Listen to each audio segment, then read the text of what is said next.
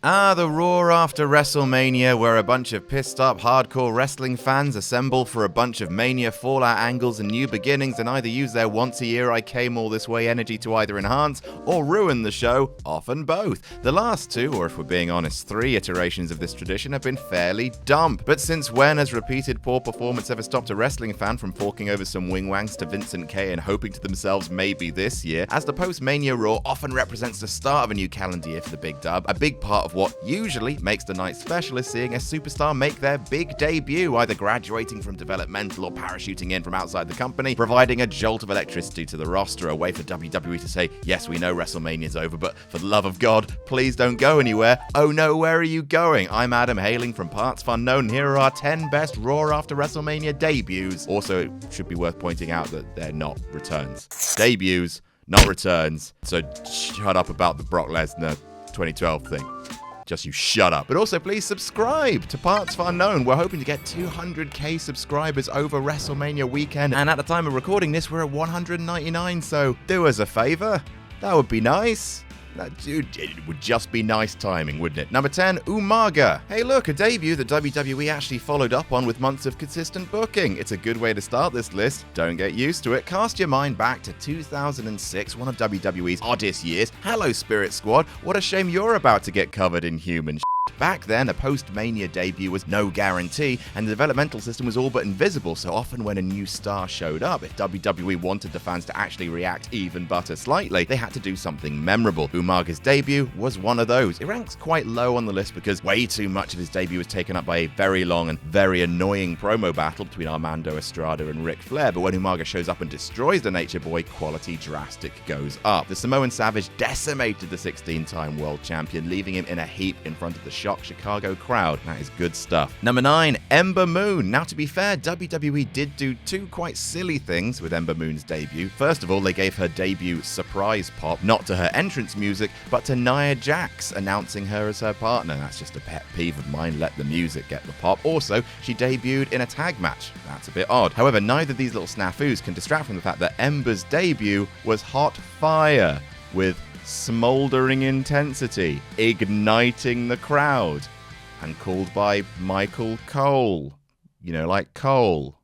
Point is, WWE could have debuted Ember wearing a turkey suit and farting in a bag, and it still wouldn't have distracted the crowd from the fact that the Eclipse is one of the best finishers in wrestling today. Moon cracked Alexa Bliss into several different pieces with it, pinning the woman who was Raw Women's Champion just 24 hours earlier. A good start, shame about what happened over the next few years. Number 8, Neville. Could have done without the cape, TBH. Could have done without him losing his first name, TBF. But this was still very good because Neville is very good. A textbook example of how to do a functional debut. Have the wrestler appear in front of people who know who they are, have them do a few cool things, hit their finish, and pin a recognizable name. All along the line, that's what they did here. Neville interrupted Curtis Axel's delusional Axelmania shtick, which was actually totally over in front of the smarky crowd, hit a top rope moonsault, then a few cartwheels for good measure. We look at him go. He hit the incredibly impressive Red Arrow pinfall, Bob's your uncle, or as they say in Newcastle, Y.I. Greg's. A good start, shame about what happened over the next few years. Number 7, The Revival. This list is actually making me quite sad. Anyway, back in 2017, The Revival were regarded by those in the know as one of the top 3 greatest tag teams, definitely in the world,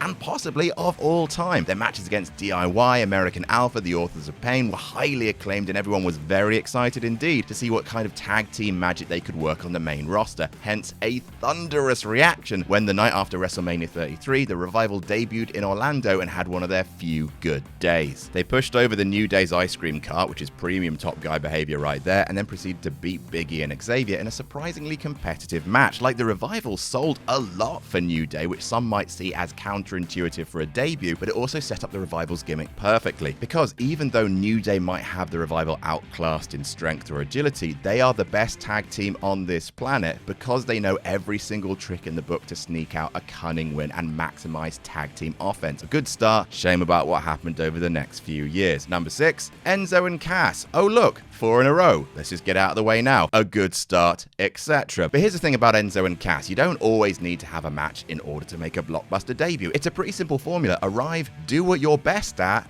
and leave. See, wrestling is not necessarily what Enzo and Cass do best. Enzo is best at spouting New York-tinged aggressive jazz poetry and looking like a chicken fell on hard times, and Cass is best at being tall, and neither man are best at spelling. So the night after WrestleMania 32, Enzo and Cass showed up to a rapturous ovation in Dallas, interrupting the Dudley Boys. Kinda. Like the Dudley Boys were leaving, but then Enzo and Cass showed up, and then they had to walk past the Dudley Boys. Then they cut a promo from the Dudley Boys who were standing on the ramp from inside the ring. It's a bit weird, but it's a hell of a promo is the point. The I'm going to put that lazy eye back to work slam on Devon is unreal. They got over all of their catchphrases in front of a crowd who couldn't wait to join in on those catchphrases. At the end of the day, the segment just made Enzo and Cass seem cool as hell. That's a good day at the office. Number 5, X-Pac. Don't you push your glasses up your nose at me and tell me this is a return, because Sean Waltman left the WWE as the 1-2-3 Kid and he returned in 1998 as X-Pac. Two completely different characters, and I will not be taking further questions at this time. WrestleMania 14 saw a colossal changing of the guard in the then WWF. Shawn Michaels and Bret Hart, the two figureheads of the new generation, were both gone, replaced by Steve Austin as the company's new figurehead and two white-hot stars ready to break out the mid-card, The Rock and Triple H. The vehicle that would rocket Triple H to the top, the new and improved D-Generation X, featuring Triple H, the New Age Outlaws, and a debuting X-Pac, who the night after WrestleMania 14 helped establish DX as the same near-the-knuckle edgy outfit with a Rooty Tooty Shooty promo on WCW and My Dad Eric Bischoff. Trips lost a friend and gained a friend on the same night, and X-Pac's awesome promo was foundational to making DX Mark II so impactful, and this formulation of the group arguably the best version of the It Sucks squad. I'm gonna catch some comments for that. Number 4, Mankind. God damn, the new generation sucked. Like, I know there were occasional bright spots, Brett versus Owen whenever the Clique wrestled each other, and that's it. 1995 was objectively the worst year in WWE history in terms of pretty much everything. Attendance, buy rates, roster, booking, merch, dreadful stuff. 1996 wasn't a lot better, but it sowed seeds for the greatness yet to come. Austin 316, Sable turned up, hello Sable, Shawn Michaels as champion instead of his tall friend, and characters with a hint more psychological complexity. Enter Mankind. Like the Silver Surfer heralding Galactus, you can see Mankind as the harbinger of the Attitude Era, a deranged character taken seriously and instilling WWE with something it hadn't seen since Jake the Snake left: actual fear. Mankind actually kicks off the show after Mania 12, which is a hell of a statement. His awesome first entrance music, the chunks of hair missing, jamming fingers down Sparky Plug Bob Holly's throat, the Attitude Era literally choking the life out of the vapid, colourful gimmicks of the past. It's a standard match in front of a fairly quiet crowd, but it's a vital shift in wrestling history. Number 3, Paige. We all miss Paige. How do you make an important debut? Do you do a cool spot? Do you attack someone important? Or do you do what Paige did, arrive and instantly win the biggest prize in your division to a ginormous pop? Probably that one. And look, sure, we're talking about the Divas Championship here, a title so poorly booked at the time that the night before at Mania 30, AJ Lee defended it against literally everyone and won in 7 minutes. So yeah, after burying the entire division, probably makes sense to bring in the hottest female talent in the history of WWE developmental and use her to instantly upend the entire roster. Hailing from, as Michael Cole pronounced it, Norwich, England. Thanks, Michael. I hate so much about the things you choose to be. Paige arrived to say, Paige here received a title match, hit the page turner, and won the belt, and there was much rejoicing. It's a bit weird and contrived that AJ insisted on making the impromptu title match, but hell, the pop makes it worth it. We all miss Paige. Number 2, Brock Lesnar. Again, I'm not talking about the 2012 return, seismic though it was. Oh my, indeed, Michael, the fresh hells you visit upon us. Let's talk about instead